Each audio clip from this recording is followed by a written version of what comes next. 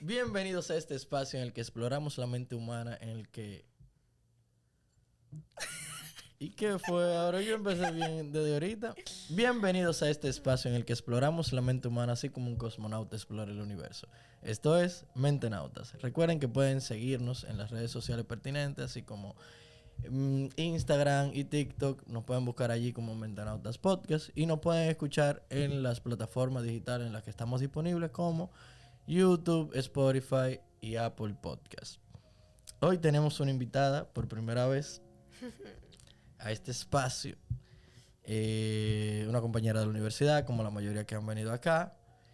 Y viene a hablar de un tema muy interesante relacionado al comportamiento humano, salud mental y todo eso. Y preséntese usted misma, señorita. Yo soy Agnes Recio, doctora en medicina, egresada de la Universidad Autónoma de Santo Domingo. Actualmente me estoy desempeñando como médico residente de ginecología y obstetricia. Ok. R2. Ya tú eres residente de segundo año. Sí. Bien. Aquí, cuando vienen los invitados, ya sea nuevo, ya sea recurrente, se le hacen dos preguntas. La primera pregunta es: ¿qué ha estado pasando por la mente de Agnes en estos últimos días? Bueno, realmente yo tengo una pregunta que no sé por qué es que hay tantos niños autistas últimamente. Okay. En las plataformas siempre veo como las madres que viven diciendo sus experiencias y es como una alta tasa de incidencia y no veo que se hace como caso a eso. Y también pienso como en mí, no sé, dónde se verá Agnes en el futuro y cómo se verá la doctora Recio en el futuro. En el como futuro. Que, no sé, Y, siempre vivo pensando. ¿y por qué te surge más o menos esa pregunta? Es La última que, dos. sí, porque uno se debe enfocando en muchísimas ocasiones en lo laboral, lo académico, por a veces me dejo como un espacio, dejo a Agnes fuera y siempre como que la doctora, y no sé, como que pienso mucho en eso, dónde me quiero ver luego. Ok. Y la segunda pregunta está relacionada al arte. ¿Qué cantante, canción, género ha estado purulando en la mente de Agnes en estos días? Yo escucho de todo, en cualquier momento, lo que me salga. Pero en esta semana me dio como para salsa. Escuché a Marc Anthony. A Marc Anthony. ¿Alguna canción en específico? No me conoces. O sea, como que la que más he escuchado. Ok. La repite. La repite y la repite, ya Sí. sabes. Hay un pana mío, bueno, Pavel, tú lo conoces. A ver, en estos días hemos tenido un relajo con él. Porque él dice que el género favorito de él es la salsa. Y nosotros, pero ¿cómo que la salsa? Nosotros ponemos música allá en el coso. Lo que menos pone él allá es salsa. Y lo que más pone bachata. Y nosotros, pero ¿cómo que la salsa? Así un choraba para ver. Nosotros relajando mucho con él. Pusimos hasta un apodo y que salsama. En fin. Nosotros hoy venimos a hablar de violencia obstétrica, ¿verdad? Sí. Yo te envié una caterva de temas. Primero, ¿por qué tú decidiste entre los temas que se habían propuesto ese tema? Bueno, realmente eso de violencia obstétrica me llamó como más la atención hablar de eso porque es un tema que se comete a diario. A diario se ven cometiendo violencia obstétrica, pero nadie le hace caso a eso.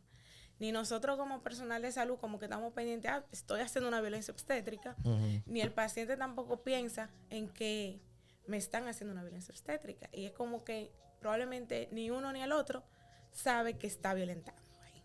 Ok. ¿Y qué es violencia obstétrica?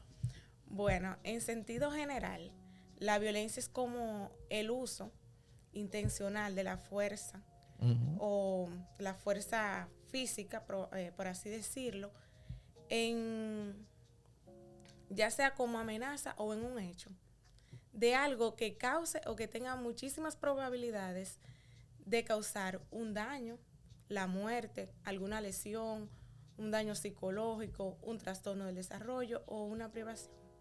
Ya cuando hablamos de violencia obstétrica, nos referimos a todo ese conjunto de prácticas, pero en el ente de la salud reproductiva de la mujer, fundamentalmente embarazo, parto y puerperio.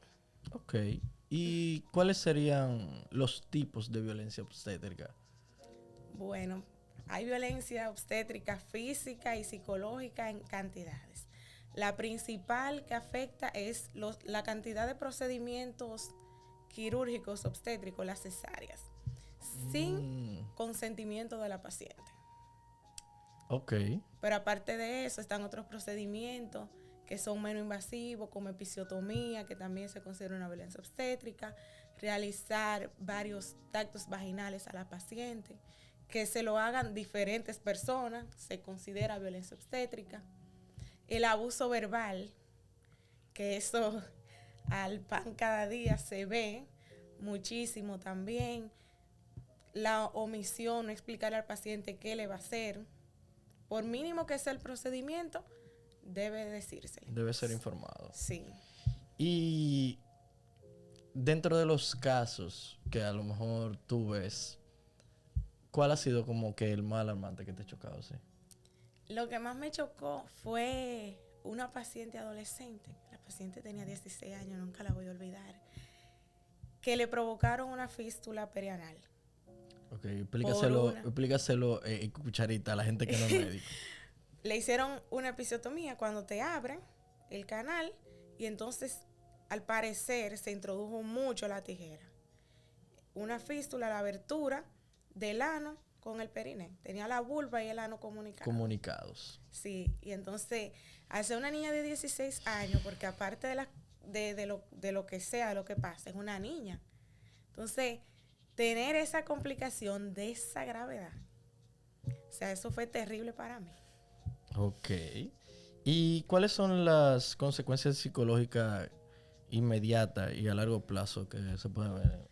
Bueno, realmente cuando se habla de consecuencias psicológicas, ese impacto psicológico no es apreciable a simple vista realmente en las pacientes, pero sí permanecen por mucho tiempo.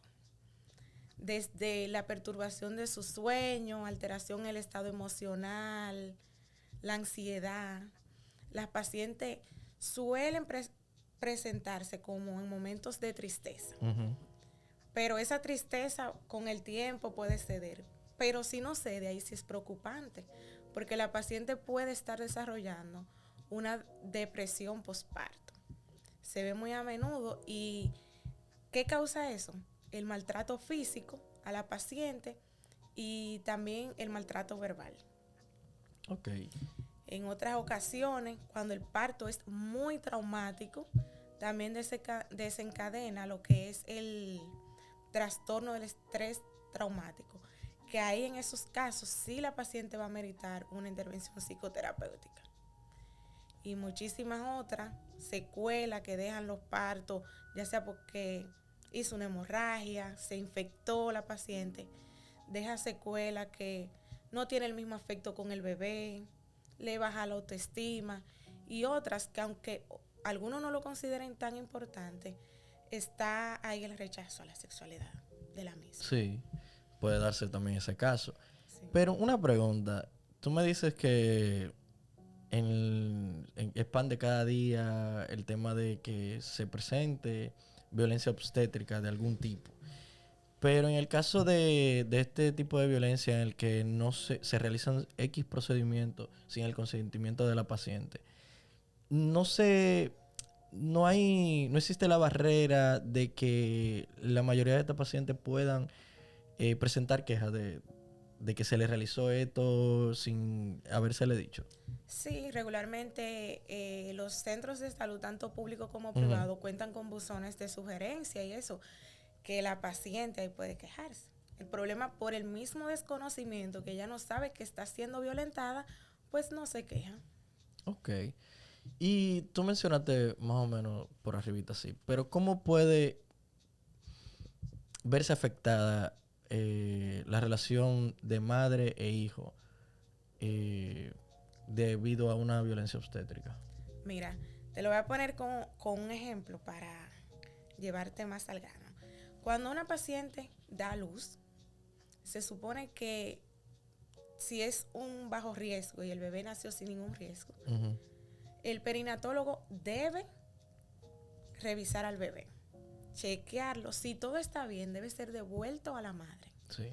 Porque en ese momento que se le está haciendo una revisión de la cavidad uterina a la mamá, que se le está reparando una episiotomía, revisando lo que sea, el bebé y la madre deben tener un vínculo, lo que es el apego precoz. Y ahí mismo la lactancia. ¿Qué pasa? Que la madre en esa emoción de estar con su bebé va manteniendo su vínculo, todo eso, todo va bien. Pero cuando el bebé se lo lleva, la madre lo que empieza en un proceso de que me duele, pendiente al procedimiento. Ya cuando le llevan el bebé, la madre está en un proceso ansioso, traumático, y a veces hasta lo quiere excluir, porque le molesta lactar, le molesta tenerlo cerca, y todo eso, y es producto de eso, de no darle un apego precoz adecuado. Es interesante eso, porque es que la madre también podría ver que todo el proceso traumático que ella está viviendo es producto de esa criatura. De esa criatura, sí. Y ya le está adjudicando unas responsabilidades a la criatura. Estoy sufriendo por ti. Estoy sufriendo por ti, realmente. Y se puede ver afectada la autoestima de la paciente. Sí, claro, muchísimo. Baja su autoestima, siempre están pendientes, me dieron tantos puntos. En el caso de los partos vía vaginal, ¿por qué están durando tanto conmigo? Y eso, la intriga de revisarse luego, a ver si sus genitales quedaron igual, como cabecita del bebé por ahí. Sí. Y ya en lo quirúrgico, en esa cesárea, la cicatriz, cómo me va a quedar y todo eso. Y realmente su autoestima es la principalmente que disminuye.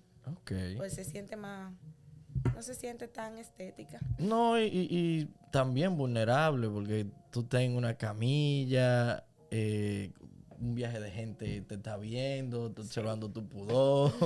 Sí. En una posición que tampoco es la más cómoda para ella. O sea, exactamente. Es un tema.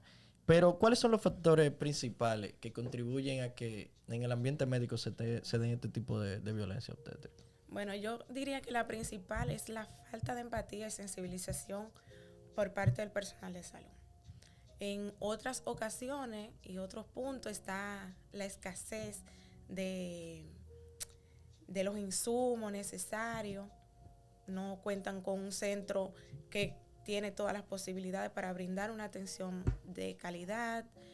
Está también la sobrecarga de trabajo que no nos permite a nosotros como personal de salud brindar una atención adecuada, ni individualizada, ni siquiera. O sea, todos los pacientes los tratamos igual y no se puede personalizar la atención, por eso la sobrecarga. Y eso sería. Pero existe de alguna manera una formación para el médico durante todo este proceso que le hable de esto, de violencia obstétrica y cómo evitarla. Bueno, realmente se imparten muchísimos talleres sobre la humanización de los servicios de salud, el parto humanizado, que la paciente no necesariamente tiene que tener un parto vía vaginal en posición de litotomía, se dice que es como ella quiera. Ahora está de cada persona practicar eso aprendido, pero de que sí está la capacitación, está. Pero tú entiendes que la estructura de poder y la gente que estamos para arriba, además de que lo hable, lo ponga en función esto, como que dé las herramientas y dé el entorno adecuado para que no se presente. Sí, está el entorno adecuado. Pero es como te digo, eso depende ya personalmente de ti. Ok. ¿Y hay algún estudio que hable sobre violencia obstétrica? Sí, hay muchísimos estudios de España, los países latinoamericanos que ven estudiando las consecuencias que trae, tanto la física, la psicológica. Realmente se viene hablando de violencia obstétrica desde el 2007. Okay. Porque en Venezuela fue que se introdujo por primera vez el término, y no solamente como condenable, eso de violencia obstétrica, sino más bien como buscando respetar los derechos de las mujeres. Uh-huh. Y desde ahí se viene estudiando todo eso, pero como te digo, la falta de conocimiento de ambos, tanto del personal como del paciente. Una pregunta, tú sabes que nosotros tenemos una situación con nuestro hermano país de Haití. Y nosotros tenemos muchas parturientas haitianas. ¿Cómo tú ves que, y culturalmente somos diferentes, que percibe el tema de la violencia obstétrica una parturienta haitiana y una dominicana? Me explico. ¿Tú crees que las consecuencias o son las mismas psicológicamente hablando o la expresan de la misma manera? Realmente se manejan diferentes. Okay. ¿Por qué? Porque a los nacionales haitianos tienen una barrera idiomática. Probablemente si el médico está emitiendo un comentario que no le agrade, no le entiende, por tanto no habrá ninguna consecuencia. Sí. La barrera del idioma en ese caso le ayuda. Caso. Entonces, en el caso de las dominicanas, buscan siempre como que se le individualice su atención. A veces no se puede, se quejan más en algunas ocasiones, eso trae más consecuencias cuando ellas pueden exponer me duele, que nadie le hace caso. Más traumatismo para ellas realmente. Ok. Sí, es diferente. Es diferente. Hay unos mitos que yo tengo aquí. Que a veces hacemos eso en los episodios, traemos unos mitos y algunas reflexiones. Y vamos a ver si son verdad. Hay uno que es: los procedimientos sin consentimiento son por el bien de la paciente. Eso no sería un mito, eso sería una verdad. Ok. Sí, es una verdad, es por el bienestar de la paciente, lo único que se le debe comunicar siempre a la paciente y si ella no está consciente, a un familiar. Ok. La violencia obstétrica solo ocurre en hospitales públicos. Eso es un mito. Ok. Eso es un mito porque los hospitales públicos de hecho tienen mayores auditorías, hay más control de calidad de los servicios, se rigen estrictamente por protocolos, todo debe estar justificado, por lo tanto se hacen menos intervenciones quirúrgicas. Eso es lo que más hay. ¿Hay algún otro mito que tú hayas escuchado así Sí, lo del parto. O sea, que el parto duele, normalizándolo. Que siempre es dolor y que es inevitable. Es doloroso, de verdad, pero no inevitable. O sea, porque hay conductas, técnicas que se utilizan para que no sea doloroso. Está la analgesia obstétrica, que se le administren también analgésicos endovenosos, que le va a ayudar y que la paciente no va a tener ese dolor así como lo quieren poner y normalizar. Hay otro tema que se habla mucho que es relacionado a preparar a la mujer. Sí. Se dicen muchas cosas. Por ejemplo, una de las que más se dice es que se preparan a mujeres sin el consentimiento de las mismas. ¿Qué hay de verdad y cuál es la realidad en ello? Realmente no es un mito, es una verdad. Existen casos, pero no es lo que está de acuerdo con la bioética. O sea, no es ético tú preparar a una paciente. Ella siempre debe decidir el procedimiento que se le va a realizar. Realmente. Y cualquier método de planificación, ya sea una salpingoclasia bilateral, sea administrarle cualquier inyectable o colocarle algún dispositivo, la paciente debe saberlo. Ok. Dentro de las prevenciones y propuestas a soluciones de esto, ¿qué cambios pueden implementarse como para evitar este tipo de violencia? Principalmente es siempre seguir con las capacitaciones del personal en cuanto a la atención empática. Crear también lugares que sean más acogedores, que se escuche mejor a las pacientes, su experiencia y todo eso. Ok. Hay otro aquí. Los familiares y las pacientes. Antes de eso, ¿qué papel juega el familiar en cuanto a este proceso si una paciente está violentada de manera obstétrica? Bueno, realmente el familiar en este país no suele acompañar a la paciente en ese transcurso del parto, no se da cuenta, pero ya cuando la paciente le cuenta lo que le sucedió, también puede traumatizarlo. O sea, si yo te cuento mi trauma de lo que yo viví en una sala de parto, probablemente tú también ya tú digas, no, yo no quiero. Y ahí puede afectar en los demás. Déjame ver. Entonces, ¿qué pueden hacer la paciente y los familiares para protegerse en ese caso? Lo primero es que deben saber sus necesidades, sus deseos y deben expresárselo al médico que estén. Deben elegir un buen centro de salud, que ellos vean, de alguna forma ya estamos en una era digital, que tú puedes ver el trato que le da el médico a las pacientes, los comentarios que hay de ese médico, entonces usted va a acudir a un centro de salud o donde un médico que cumple esas características, que sea empático con sus pacientes. Ok. Yo tenía aquí unas preguntas del público que también son relacionadas a los mitos y verdades. Y déjame ver. Aquí está. Ok. Dice que la violencia obstétrica es solo física. Lo mencionaban como un mito. Pero ya eso lo hemos mencionado aquí. Sí, no. Que solamente no es física, también No, hay un también tema es psicológico, verbal y todo eso.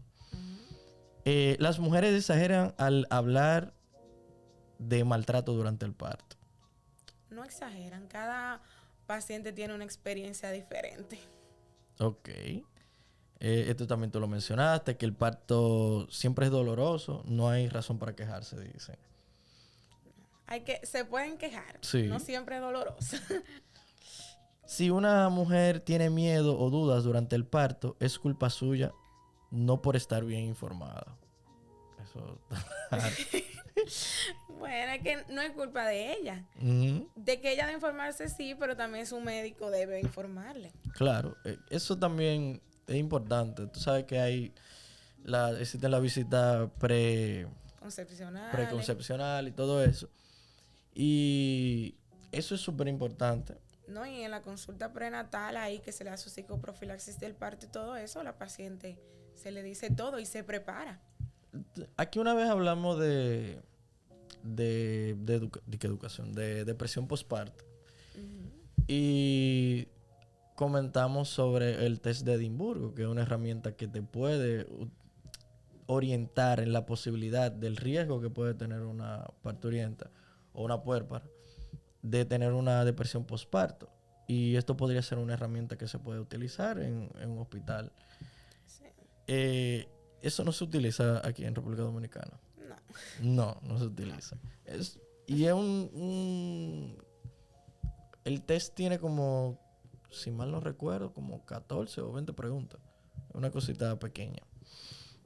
Hay otro mito. La violencia obstétrica solo ocurre en países con sistemas de salud deficientes. No, ocurre en todos. En todos. Y tú mencionaste ahí diferentes países y en lo que se habían estado realizando estudios. Déjame ver. Aquí. No, déjame ver. Ok. Aquí dice. Déjame ver. No me está filtrando esto ahora. Ok. ¿Qué hábitos crees que son esenciales para llevar un estilo de vida en el que luego de una violencia obstétrica, o sea, una mujer lleva una violencia obstétrica, uh-huh, ¿qué tú le aconsejarías a esa persona? Después que va a su casa, durante uh-huh, el hospital, después que va a su casa. Bueno, en caso de que tenga algunas emociones que ella sienta que no es normal, hay emociones que son propias del puerperio, pero ya cuando ve que se está exacerbando, buscar ayuda. Buscar ayuda. De hecho, cuando nosotros vemos casos así, que las pacientes no están muy normal, se interconsulta con un departamento de psicología. Ok. Y ellos le mandan su terapia, esa mamá con los bebés que son prematuros, que están ingresados, pues entonces los psicólogos ahí juegan su papel. Y nosotros hablamos del posible desapego que puede tener una madre con su criatura. Pero ¿qué otras consecuencias puede sufrir la criatura de una madre que haya sufrido una violencia obstétrica? Bueno, el bebé también con el mismo desapego y que no es lo mismo un bebé que se le esté lactando del principio, ya conoce a su mamita, el calorcito y eso, también puede, como te digo, está como en contra también, rechazando la mamá. Ok. Y ya para ir cerrando, ¿cuál es el impacto que tiene a nivel más, o sea, más grande, como a nivel social, este tema de violencia obstétrica? Bueno, realmente no es que tiene un impacto tan grande, porque como te dije, el desconocimiento de saber qué es una violencia, pero solo te digo que somos el país número 1 en cesáreas. Entonces, no me va a decir tú que todas esas cesáreas son con indicaciones, que es lo que se debe. No. ¿Por qué tú crees que hay tantas cesáreas aquí en el país? Probablemente por el dinero que pagan. Y abrevia el tiempo de trabajo del médico, la cantidad de dinero que se puede costear. ¿Y qué otra cosa? Básicamente eso. Básicamente eso. O La sea, facilidad de hacer una cesárea que lleva una labor de parto. Es totalmente corto el tiempo. y la relación en cuanto a cantidad se refiere de un parto natural, un parto normal, a una cesárea, ¿cuánto es? ¿Por cada cuántas cesáreas se hace un parto normal? Regularmente las estadísticas que uno va viendo diario, se hace 9 partos, 17 cesáreas. Es casi el doble de cesárea. Sí, claro. Casi el doble. Casi siempre. Y la mayoría, ¿tú crees que son como injustificadas? Injustificadas, sí. Ok. Y entonces la madre que no conoce de qué, por qué y todo. ¿Por qué? Exacto. Pero entonces una cesárea es más costosa, o sea, le paga más a un médico que un parto normal. Sí, claro. Yo entendía que era lo contrario. No. Yo entendía que sí se realiza, o sea, sí era un factor, o sea, se hacían cesárea de manera indiscriminada, pero era porque en el tiempo de que tú puedes realizar un parto normal, tú haces más cesárea. Pero yo creía que tú salías ganando porque tú hacías más. De hecho, las aseguradoras pagan mejor la cesárea que el parto. Pero un negocio redondo. Sí. ¿Qué mensaje tú le dejarías a las futuras madres y profesionales de salud para ir terminando ya?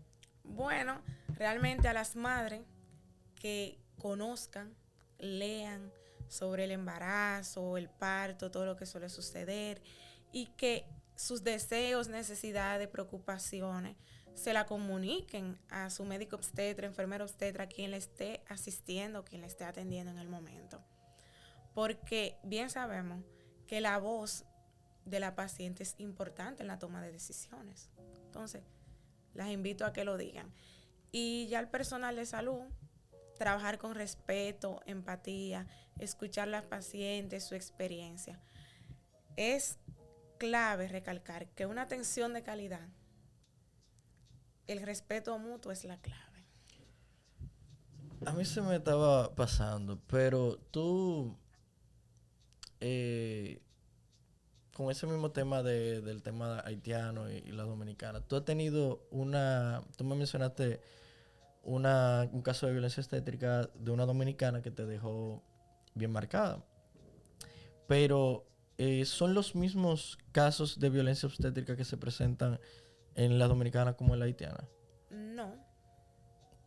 Hablamos del tema de la barrera del idioma, pero tú tienes un caso con una haitiana que te haya dejado marcada. Hasta ahora no, porque es que ellas son expertas en parto. ¿Cómo así? Sí. Ellas saben cuándo pujar, saben cuándo van a parir. Probablemente una dominicana tenga 1 centímetro de dilatación, se esté quejando muchísimo del dolor, pero una haitiana con 1 centímetro de dilatación ni siquiera pasa por el hospital. Siempre llegan en fase activa. Ok. O sea, ya lo de ella más es el cuidado en el puerperio. O sea, que no se cuidan no se dan la atención adecuada y por tanto pueden traer consecuencias y complicaciones. pero ellas son expertas en parir. Incluso si son primíparas. Sí. No sé si es que le enseñan, que le dicen, pero ellas saben. Pero yo creo que también puede ser un tema, ¿sabes? Que el dolor, incluso Que lo perciben de manera distinta. El sí. tema de... El dolor es un tema hasta cultural. Sí, En diferentes bueno, países. eso puede ser un factor. Eso puede ser un factor. Mira qué interesante. Yo creía que podría ser, como tú lo dijiste, el tema es un poquito más por físico. Sufren más Sí. trauma de manera física.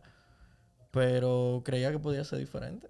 No, ellas son expertas. Bueno, señores, Anis, yo espero que te tenga aquí en otra ocasión. Siempre a la orden. A Gerson, que el día que viene por aquí, ojalá venga. Te espero tenerte, como yo te dije, que todo el mundo haya aprendido de este tema, que no hayan tabúes con esto Sí. y que haya sido de tu agrado. Esto fue Gracias. Mente Nautas.